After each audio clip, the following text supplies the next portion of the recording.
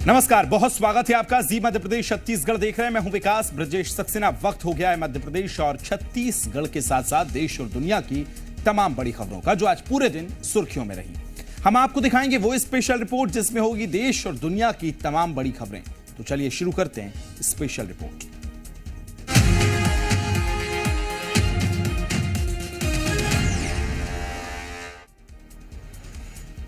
भारत का एक ऐसा मंदिर है जहां शिव भक्तों के साथ साथ भूत भी भोलेनाथ के दर्शन करते हैं। यह मंदिर छत्तीसगढ़ के भरतपुर जिले में घगरा गांव में है। मंदिर का निर्माण तो भगवान श्री राम ने एक रात में किया था, लेकिन पुरातत्व विभाग मंदिर को सहेज कर रखने में नाकाम साबित हुआ रहा है।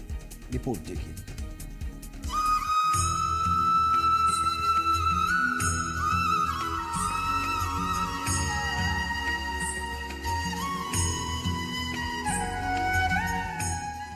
प्राचीन शिव मंदिर। भगवान श्री राम ने एक रात में की थी मंदिर की स्थापना। इस मंदिर में शिव भक्तों के साथ भूत भी करते हैं शिव की साधना।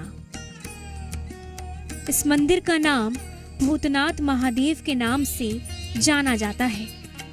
छत्तीसगढ़ के मनेन्द्रगढ़ चिरमिरी भरतपुर जिला मुख्यालय से 160 किलोमीटर भरतपुर विकासखंड में बसा एक गांव ग्राम घगरा में प्राचीन शिव मंदिर है।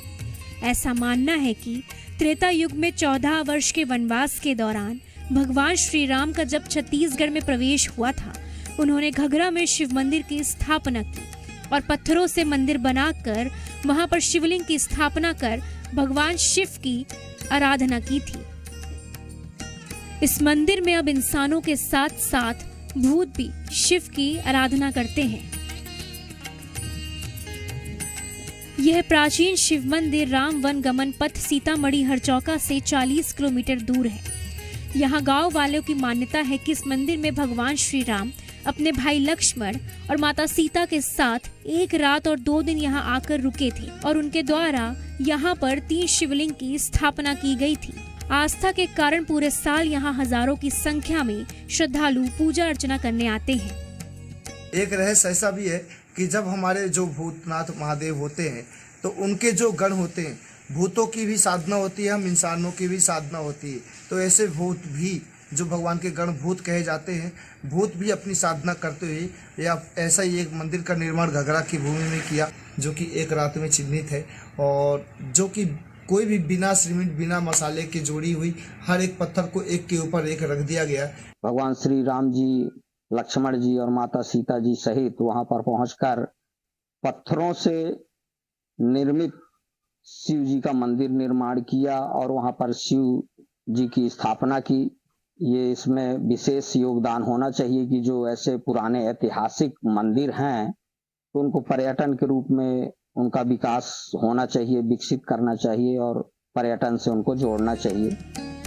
वहीं ऐतिहासिक जानकारों का कहना है कि ग्राम घाघरा में प्राचीन काल की जो मंदिर है, वहां के गांव वालों को लोगों की जानकारी नहीं है। यहाँ पहले कलचुरी राजाओं का शासन था। इसके पहले छेदी वंश राजाओं का शासन था। जिस प्रकार से यहाँ पर कलाकृति मिल रही है, शिल्प कला मिलती है, उस आधार पर पुरातत्व के लोगों का मानना है कलचुरी राजा या छेदी वंश राजा के द्वारा ये मंदिर का निर्माण किया गया था। मनेन्द्रगढ़ चिरमिरी भरतपुर जिले में कई ऐसे ऐतिहासिक जगह हैं जहां भगवान श्री राम द्वारा ऐसे अद्भुत मंदिर का निर्माण हुआ है। इन मंदिरों में सीमेंट और रेत की आवश्यकता नहीं पड़ी, सिर्फ पत्थरों से ही पूरे मंदिर को खड़ा कर दिया गया और वहां एक छोटे शिवलिंग की स्थापना की गई। आज गांव वाले इस मंदिर को अपने इष्ट देवता मानकर पूजा पाठ करते हैं। ब्यूरो रिपोर्ट, जी मीडिया। देश में प्रधानमंत्री नरेंद्र मोदी और बीजेपी नेता विरोधियों पर बरस रहे हैं तो विदेशों में बैठकर मोदी सरकार के मंत्री दुनिया के सवालों का करारा जवाब दे रहे हैं। अपनी हाजिर जवाबी और सीधी बात के लिए मशहूर विदेश मंत्री एस जयशंकर ने म्यूनिख से अमेरिका और दुनिया के देशों को बड़ा संदेश दिया है कि नया और स्मार्ट भारत ना तो दबाव में आता है और ना ही विकल्पों की कमी होने देता है।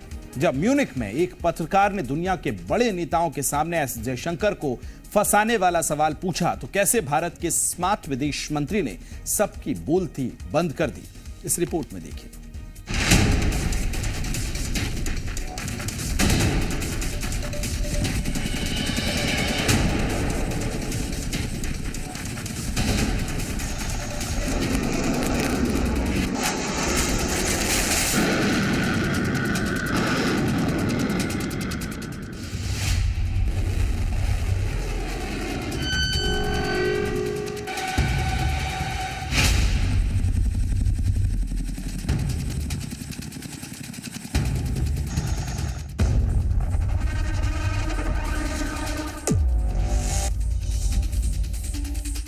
I'm smart enough to have multiple options, you should be admiring me.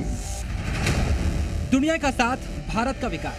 नया भारत इसी एजेंडे को लेकर आगे बढ़ रहा है। अमेरिका, रूस, ईरान, इजराइल और फ्रांस जैसे देशों के रिश्ते आपस में कैसे भी हों, लेकिन अगर वो भारत के हित की बात करेंगे तो भारत को अपना साझीदार पाएंगे। ये बात भारत के विदेश मंत्री एस जयशंकर ने एक बार फिर से अमेरिका और जर्मनी जैसे देशों के बड़े नेताओं के सामने पश्चिमी मीडिया और पूरी दुनिया को समझा दिया है। पूरा मामला समझिए। म्यूनिख सम्मेलन में भारत की विदेश मंत्री एस जयशंकर ने अमेरिकी विदेश मंत्री एंटनी ब्लिंकन और जर्मन विदेश मामलों की मंत्री एनालेका बेयरबॉक के साथ मंच साझा किया। इस प्रोग्राम का संचालन कर रही एंकर ने अमेरिका और जर्मनी की विदेश मंत्रियों के सामने एस जयशंकर से रूस से तेल खरीदने और अमेरिका से संबंधों पर सवाल पूछ दिए। सवाल सुनकर गंभीर हुए एस जयशंकर को देखकर ऐसा लगा जैसे वो इस सवाल से परेशान होंगे, लेकिन एस जयशंकर ने मुस्कुराते हुए ऐसा जवाब दिया कि झेप कर एंटनी ब्लिंकन और एंकर दोनों मुस्कुराने लगे। Is that a problem? Why should it be a problem? If I'm smart enough to have multiple options, you should be admiring me.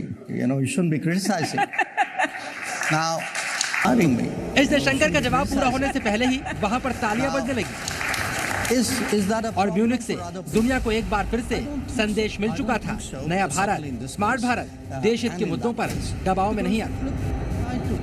S Jaishankar ने इसी मंच से दुनिया को यह भी समझा दिया कि भारत किसी देश के पीछे आंख मूंद कर नहीं चलने वाला। अमेरिका से सिर्फ भारत के हितों के लिए जरूरी साझेदारी की जाएगी और नया भारत अपने सभी साझेदारों से ऐसा ही संबंध चाहता है। I agree very much with what Tony said, which is good partners provide choices.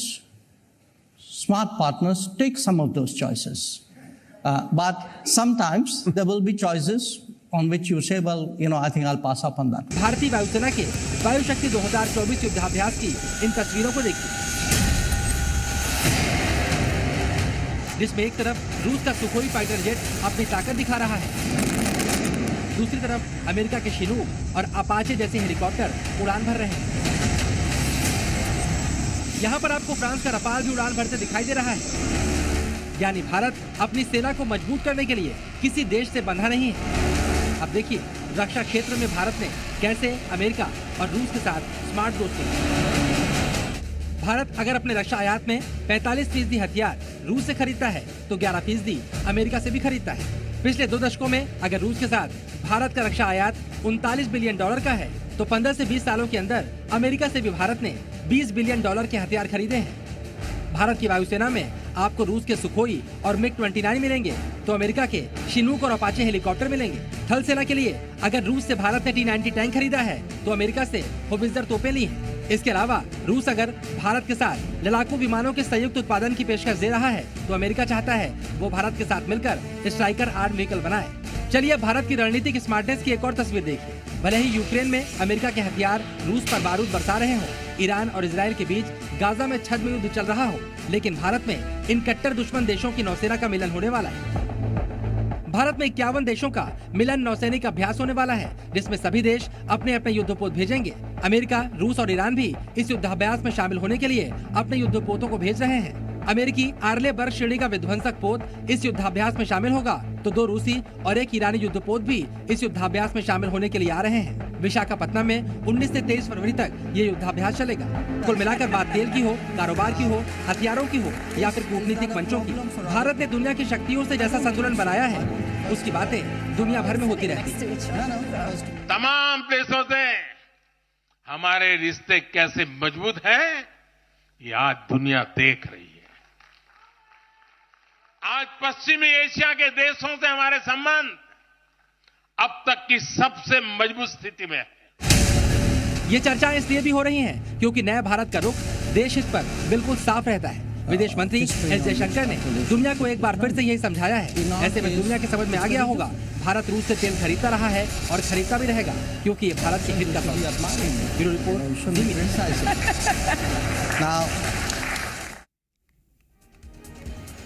और चलिए आगे बढ़ेंगे, अब बात करेंगे पाकिस्तान की। पाकिस्तान में कोई सियासी पार्टी सरकार बनाने को तैयार नहीं है।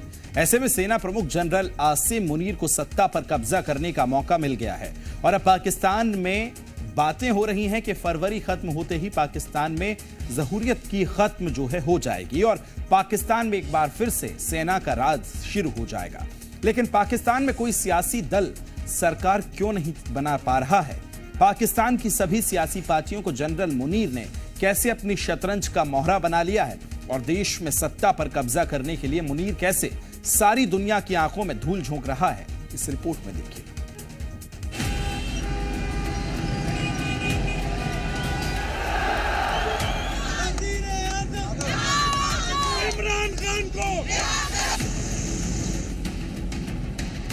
हसन साहब, ये कैसा अजीबोगरीब इलेक्शन है जिसमें हारने वाले तो धांधली धांधली का शोर मचा रहे हैं, जीतने वाले भी।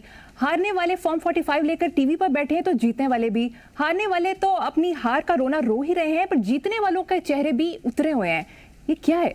इंतखाबी नताइज के खिलाफ ग्रैंड डेमोक्रेटिक अलायंस का जाम शोरों में बड़ा पावर शो। पीर पगारा कहते हैं हालात अच्छे नहीं, हो सकता है कि इमरजेंसी का ऐलान हो जाए, हो सकता है कि मार्शल लॉ लग जाए।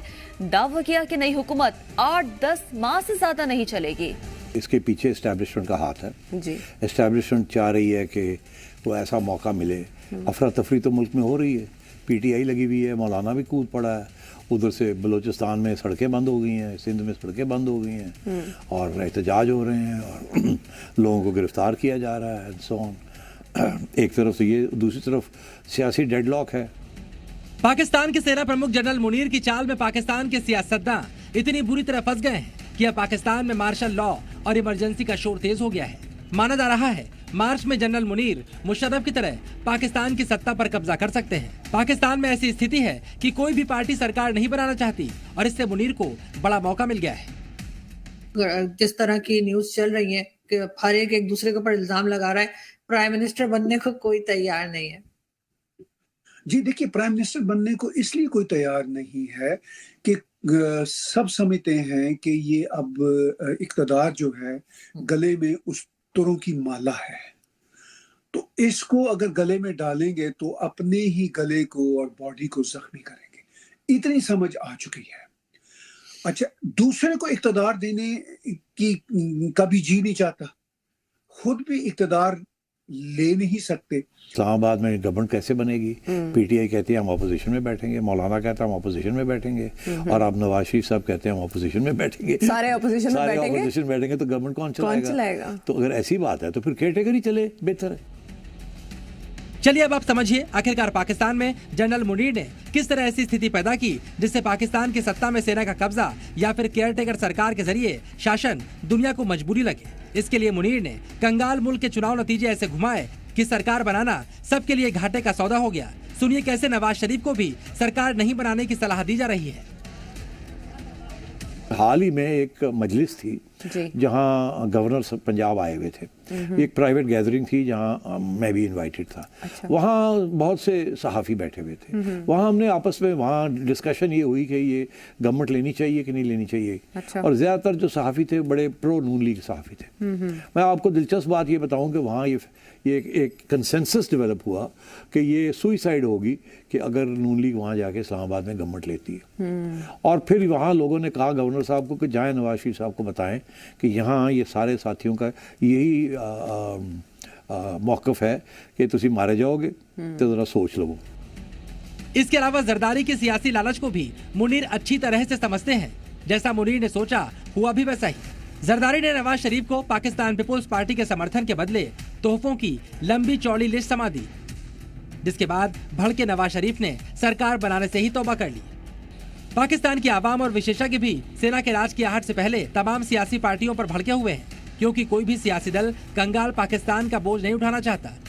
इसी वजह से मुनीर को पाकिस्तान में बड़ा मौका मिलने वाला है। ये जमहूरियत नहीं है, ये कोयले की कान है और कोयले की दलाली में मुंह काला होना बहुत ज़रूरी है। अच्छा, इस बार ज़रा काम थोड़ा आगे चला गया है, तरक्की पजीर है माशाल्लाह। हमारी जमहूरियत को हो गया है हैज़ा, कहीं ये उल्टियाँ कर रही है, कहीं ये पेचिश का शिकार है। कराची से लेकर सिंध, कलात, पता नहीं पंजाब तक जो मनाजर सोशल मीडिया और सारी दुनिया का मीडिया दिखा रहा है वो एहतजाज नहीं है, वो जमहूरी हैजा है।